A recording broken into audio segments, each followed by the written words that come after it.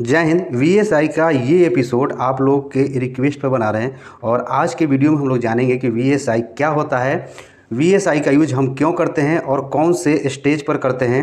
ये सारा चीज़ आज के वीडियो में जानेंगे और लास्ट में ये भी जानेंगे कि वीएसआई तक मटेरियल को कैसे प्रोसेस किया जाता है, यानी कि वीएसआई तक मटेरियल को कैसे पहुँचाया जाता है। देखिए, इस मशीन को वीएसआई शॉर्ट नाम से बुलाते हैं। ठीक है, इसका शॉर्ट नाम है वीएसआई, जिसका मतलब होता है वर्टिकल शाफ्ट इम्पैक्टर। क्या होता है? Vertical shaft impactor. और यदि इसे हिंदी में बोले तो सीधा धुरा टक्कर देने वाला, या फिर आप कह सकते हैं टक्कर देने वाला सीधा धुरा। ठीक है, आप चाहें तो इसका मीनिंग भी आप पढ़ सकते हैं कि वर्टिकल शाफ्ट इम्पैक्टर का अर्थ क्या होता है, क्या हिंदी होता है। अब थोड़ा और विस्तार में समझते हैं। यहाँ पर इस मशीन को देखिए, यहाँ पर ये जो मशीन है वीएसआई है, इसको आप देखिए कि ये कौन सा पोजीशन पर लगा हुआ है, यानी कि यहाँ पर जो इरेक्शन किया हुआ है, इंस्टॉल किया हुआ है, कौन सा पोजीशन पर है? ये है वर्टिकल पोजीशन में। ठीक है, वर्टिकल माने कि ये बिल्कुल स्ट्रेट है, सीधा खड़ा है, इसीलिए वर्टिकल का अर्थ होता है सीधा खड़ा। ठीक है, शाफ्ट मतलब धुरा हो ही गया, और जो इम्पैक्टर है, इम्पैक्टर का मतलब होता है प्रभाव, या फिर उससे बोलते हैं टक्कर देने वाला। ठीक है, तो यहाँ तक आपको आशा करता हूँ कि यहाँ तक आपको समझ में आ गया होगा। वीएसआई क्या है? वीएसआई एक स्टोन क्रशर मशीन है जिसका यूज हम लोग टेरेटरी या फिर थर्ड स्टेज प्लांट में ज़्यादातर यूज करते हैं। थर्ड स्टेज करने का मतलब फर्स्ट में हो जाता है जॉ क्रेशर, ठीक है, और सेकेंड में हो जाता है कोन क्रेशर, ठीक है, और थर्ड में हो जाता है वीएसआई। ठीक है, यानी कि थर्ड स्टेज में फर्स्ट ये हो गया, सेकेंड ये हो गया और ये थर्ड हो गया। ये तीसरे स्टेज में हम क्या करते हैं कि वीएसआई का यूज करते हैं। ठीक है, वीएसआई का यूज एक और है, इसका सबसे बड़ा मतलब कि वीएसआई को हम क्यों यूज करते हैं, तो वीएसआई का यूज जो है एग्रीगेट प्रोडक्शन के लिए किया जाता है। एग्रीगेट उसे कहा जाता है जिस मटेरियल को क्रशिंग करके, ठीक है, जिस मटेरियल को क्रशिंग करके और उसको क्या करेंगे कि इस स्क्रीन पर छान देंगे, इसके ऊपर ला के छान लेंगे, और छानने के बाद यानी कि स्क्रीनिंग कर लेंगे, और स्क्रीनिंग करने के बाद सब अलग अलग जो मटेरियल है उन सबों को अलग अलग कर देते हैं। उसी प्रोडक्शन को क्या कहा जाता है? एग्रीगेट कहा जाता है। जैसे मान लिया कि यहाँ पर डस्ट हो गया, यहाँ पर 6 mm हो गया, यहाँ पर आपका 10 mm हो गया, यहाँ 20 हो गया, और यहाँ पर मान लिया कि 25, कुछ भी हो सकता है। यानी कि 5 डेक का अगर स्क्रीन है तो 5 तरह का मटेरियल आपका आउटपुट निकलेगा, और जो वीएसआई से जो मटेरियल निकलता है उसको एग्रीगेट बोलते हैं। ठीक है, अब सबसे यहाँ पर कन्फ्यूजन होगा कि वीएसआई से निकलने वाला ही केवल एग्रीगेट नहीं होता है, जो कोन क्रेशर से भी निकलता है और जो स्क्रीनिंग कर लेते हैं उसे भी एग्रीगेट बोला जाता है। तो यहाँ तक आपको कन्फ्यूजन बिल्कुल नहीं होना चाहिए। देखिए, वीएसआई का जो मेन काम है वह है गिट्टी। तो आप देखे होंगे कि उसमें क्या होता है कि ऐसे नुकीला टाइप का निकला होता है, यानी कि अगर इस शेप में है गिट्टी तो ये नुकीला टाइप हो गया, यानी कि ये कोना हो गया, फिर ये कोना हो गया और ये कोना हो गया, और इस जो कोना कोना निकला हुआ इसको क्या बोलते हैं? फ्लाइकी बोलते हैं, फ्लाइकी मटेरियल। ठीक है ना, यानी कि इसमें नुकीला नुकीला हो रखा है। और जब क्या किया जाता, जब इस मटेरियल को वीएसआई के अंदर डाला जाता है तो ये क्या करता है कि इसके अंदर क्या लगा होता है? इसके अंदर एक रोटर लगा होता है। ठीक है, रोटर लगा होता है, और उस रोटर में क्या काम करता है को इसे इतना ज़ोर से टक्कर देता है क्रशिंग चेंबर में कि इसका जो नुकीला पॉइंट है वो सारे टूट जाते हैं, और टूटने के बाद वो राउंड शेप यानी कि गोल शेप में आ जाता है। ठीक है, यानी कि क्या करता है मटेरियल का जो साइज़ है वो क्या करता है कि यदि ये इतना बड़ा है और ये जब वीएसआई के अंदर से निकल के आएगा तो ये लगभग इस टाइप से आपको दिखेगा। ठीक है, यानी कि छोटा दिखेगा और ये राउंड शेप में ज़्यादा से ज़्यादा दिखेगा आपको। तो ये क्या करते हैं? रिड्यूस कर दिया, यानी कि इसके साइज़ को भी ये रिड्यूस कर देता है वीएसआई। यानी कि क्या करता है कि इस फ्लाइकी मटेरियल को घिस के तोड़ के ऐसा शेप बना देता है ताकि ये गोल दिखने लगे और गोल शेप में नज़र आए।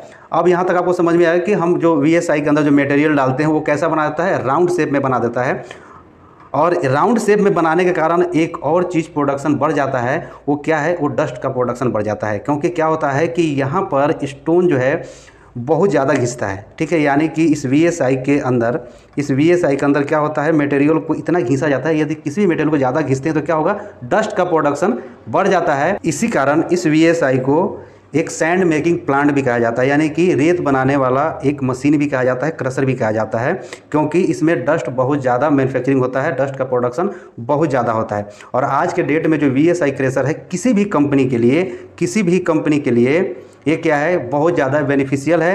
वो कैसे है? प्रॉफिटेबल है, इसे हम लोग समझते हैं। देखिए, आज के डेट में क्या है कि जितने भी हाईवे, ठीक है, जितने भी हाईवे जितने भी एयरपोर्ट के रनवे या फिर रियल एस्टेट के जो बड़े बड़े जो बिल्डिंग बन रहे हैं, उसमें क्या करती है कि गवर्नमेंट जो है, गवर्नमेंट का सीधा इंस्ट्रक्शन है गवर्नमेंट के अनुसार कि उसमें जो एग्रीगेट यानी कि जो गिट्टी यूज किया जाएगा वो कौन से एग्रीगेट यूज किया जाता है, जो VSI से आउटपुट हो, यानी कि VSI से जो निकलता हो उसी को यूज करने के लिए ये बड़े बड़े हाईवे में गवर्नमेंट कहती है। और यही गवर्नमेंट एक चीज़ और कह देती है कि जैसे खदान और नदियों से जो निकलने वाली बालू या जो रेत है उस पर क्या करती है कि टाइम टू टाइम क्या करती है, प्रतिबंध लगा देती है। ठीक है, प्रतिबंध लगा देती है, यानी कि उस पर बैन लगा देती है कि अब इसमें से नहीं निकालना है। तो ऐसे में आपको VSI बहुत ज़्यादा बेनिफिट दे सकता है। और फर्स्ट में क्या इसका प्रॉफिट है कि एग्रीगेट में राउंड शेप और बहुत ज़्यादा मजबूत गिट्टी आपको मिल सकता है। सेकेंड में सैंड या फिर रेत भी आप इस मशीन से बना सकते हैं, लेकिन केवल इसी VSI से ही आप केवल चाहेंगे कि सैंड के मैन्युफैक्चरिंग कर लें तो ये पॉसिबिलिटी नहीं है। इसके लिए एक और अलग से मशीन लगाना पड़ता है। इसे हम लोग प्रोसेस में समझेंगे कि कैसे बनाया जाता है। तो आप इस VSI से दो प्रॉफिट कमा सकते हैं। एक तो राउंड शेप में मजबूत गिट्टी जो कि आपको अभी जो मार्केट में डिमांड है, और सेकेंड यहाँ से आप सैंड का प्रोडक्शन कर सकते हैं, यानी कि रेत का प्रोडक्शन करते हैं और इससे भी अच्छी प्रॉफिट कमा सकते हैं। चलिए अब समझते हैं कि आखिर इसका जो प्रोसेसिंग है, यानी कि जो मटेरियल VSI तक कैसे पहुँचता है उसको भी थोड़ा समझ लेते हैं कि कैसे कैसे ये 3 स्टेज में पहुँचता है। तो सबसे पहले आपको मालूम है कि मटेरियल कहाँ से आता है, माइंस एरिया से, यानी कि खदान से आता है। उस खदान से ट्रांसपोर्ट के थ्रू हम लोग लाते हैं और क्या करते हैं कि हॉपर में, यानी कि इस जगह मटेरियल को हम लोग डाल देते हैं, यानी कि डंपिंग हॉपर में हम लोग डाल देते हैं। और यहाँ से क्या जस्ट इसी के नीचे एक जॉ क्रेशर लगा होता है, और जॉ क्रेशर में क्या होता है कि मटेरियल को तोड़कर, यानी कि एक 120 mm के आसपास यहाँ से आगे की ओर बढ़ा देते हैं। और यहाँ पर जो आप देख रहे हैं ये है स्टॉक हॉपर, और यहाँ पर जो आप देख रहे हैं ये क्या है, स्टॉक हॉपर। स्टॉक हॉपर में क्या करते हैं कि यहाँ मटेरियल को इकट्ठा करते हैं। ठीक है, इस यहाँ से स्टॉक हॉपर मटेरियल को इकट्ठा करने के बाद इस कोन में, यहाँ पर जो आप देख रहे हैं कोन क्रेशर है ये, तो यहाँ पर इस कोन क्रेशर के हिसाब से कितना प्रोडक्शन दे रहा है, यहाँ से मटेरियल को आगे की ओर भेजते हैं। यानी कि जितना इसको रिक्वायरमेंट है उतना ही यहाँ से फीडर, यानी कि पैन फीडर लगा होता है, इस पैन फीडर से हम उतना ही मटेरियल को आगे बढ़ाते हैं। इस पर हमने अच्छा से वीडियो बना रखा है, चाहे तो आप देख सकते हैं कि पैन फीडर से मटेरियल को कैसे हैंडल किया जाता है। तो यहाँ से आपका पहुँच गया मटेरियल कहाँ, ये आ गया कोन क्रेशर में। कोन क्रेशर में क्या करता है कि अंडर 50-60 के आसपास ये मटेरियल को क्रशिंग कर देता है, और क्रशिंग करने के बाद यहाँ से आउटपुट हो जाता है, और आउटपुट होने के बाद यहाँ से स्क्रीनिंग हो जाता है। ठीक है, स्क्रीन के ऊपर आता है। स्क्रीन के ऊपर आने के बाद क्या होता है, मटेरियल छन जाता है, और मटेरियल छनने के बाद यहाँ से चाहे तो आप सारा यहाँ से भी मटेरियल डिस्ट्रीब्यूट कर सकते हैं, और यहाँ से निकलने में जो मटेरियल होगा, जैसे कि इधर से ऐसे 4-5 जो भी कन्वेयर लगे होंगे आउटपुट में, उतने आपका मटेरियल यहाँ से निकल जाएगा, और इसको भी एग्रीगेट ही कहा जाता है। ठीक है, तो यहाँ से मटेरियल आउटपुट हो गया, और यहाँ से जो VSI का साइज़ है, यानी कि VSI को जितना लिमिट में चाहिए होगा हमें, उसी हिसाब से यहाँ से मटेरियल को छान कर हम क्या करते हैं, आगे की ओर यहाँ पर बढ़ा देते हैं। यहाँ पर देखिए अब एक और स्टॉक हॉपर है, और स्टॉक हॉपर में क्या करते हैं, फिर से मटेरियल को यहाँ पर इकट्ठा करते हैं, यानी कि इस तरह से इकट्ठा होता रहेगा और इधर से प्रोसेस होता रहेगा। ठीक है, और यहाँ से एक्चुअली क्या है कि यहाँ पर जो दिखाया गया है एक्चुअली कोन क्रेशर, डबल कोन क्रेशर है। तो यहाँ पर से क्या होता है कि सीधा ये चला जाता है, ये सीधा चला जाता है VSI के ऊपर। ठीक है, यहाँ से सीधा VSI के ऊपर चला जाता है, और VSI से जो मटेरियल क्रशिंग होता है, यानी कि जो फ्लाई की मटेरियल टूटता है, उसे क्या करते हैं कि फिर से यहाँ से स्क्रीन के ऊपर ले जाते हैं, और स्क्रीन के ऊपर ले जाने के बाद हम क्या करते हैं कि यहाँ से अलग अलग जो पार्ट है उसे हम अलग अलग यहाँ से डिस्ट्रीब्यूट करते हैं। यानी कि इस तरफ यहाँ से मान लिया कि ये हो गया हमारा 20 mm, फिर इधर से हमने कर दिया 10 mm, इधर से समझ लीजिए कि 6 mm, और इधर मान लीजिए आप कि ये हमारा डस्ट प्रोडक्शन हो गया। ठीक है, अब डस्ट प्रोडक्शन इधर कर लीजिए, या फिर डस्ट प्रोडक्शन दूसरे साइड में भी कर सकते हैं आप, ताकि आसान होगा कि सैंड बनाने के लिए, क्योंकि इस साइड में प्लांट लगे हुए हैं, तो हम इस साइड में भी डस्ट को प्रोडक्शन कर सकते हैं। ठीक, अब क्या होगा कि इतना हमारा यहाँ से मटेरियल आउटपुट हो रहा है, यानी कि 4 डेक अगर स्क्रीन है तो 4 डेक का मटेरियल निकलेगा, और 5 डेक है तो इसमें और निकाल सकते हैं। ठीक है, तो यहाँ तक हमारा जो है कॉन्सेप्ट कि यहाँ से हम VSI का क्रशिंग कर चुके हैं, और VSI का इतना क्रशिंग करने के बाद हम क्या करते हैं कि जो डस्ट हमारा जो कन्वेयर है, यानी कि डस्ट वाला जो मटेरियल निकल रहा है, उसे हम क्या करते हैं, यहाँ पर ये सैंड क्लासीफायर है, और सैंड क्लासीफायर से हम क्या करते हैं कि ये सैंड क्लासीफायर को यहाँ से मटेरियल को भेज देते हैं। देख पा रहे होंगे कि इस तरफ से, पीछे से यहाँ से मटेरियल आ रहा है इसे, और इसमें मटेरियल डाल देते हैं, और इसे मतलब ये पीछे से इस साइड में आ रहा है, ये एक्चुअली यहाँ से फिर घूम के इसमें चला जाता है, और यहाँ से ये हवा के द्वारा ही ये इसे आउटपुट कर देता है यहाँ से। ठीक है, 2 जगह आउटपुट करता है, एक साइड दिख नहीं रहा है, यहाँ से आउटपुट कर दिया जाता है।